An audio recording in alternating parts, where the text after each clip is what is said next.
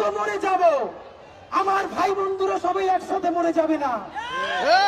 সেই রাজনীতির নতুন সফর শুরু করলাম। বিএনপি, জামাত ইসলামী, এনসিপি, আপনারাও একদিন আমাদের মডেলে আসতে বাধ্য হবেন।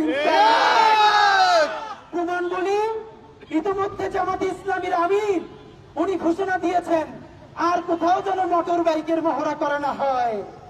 অথচ আমরা 1 মাস আগে বলেছি মোটর বাইকের মহড়া দিয়ে আর রাজনীতি চলবে না। সুতরাং নয়া বাংলাদেশের রাজনীতি হবে, মাইলের পর মাইল হাঁটতে হবে। আমি আমার টিম প্রত্যেকের পা ফুলে গেছে, কিন্তু আপনাদেরকে জানাই নির্বাচনের দিন পর্যন্ত শহীদ প্রেসিডেন্ট জিয়াউর রহমানের মতো আমরা ফজর থেকে সারা রাত মাইলের পরে মাইল হাঁটবো, বেঁচে থাকলে ইনসাফ করবো, আমরা ইনসাফের দাবি নিয়ে আল্লাহর কাছে যাবো, আমরা থেমে যাব না।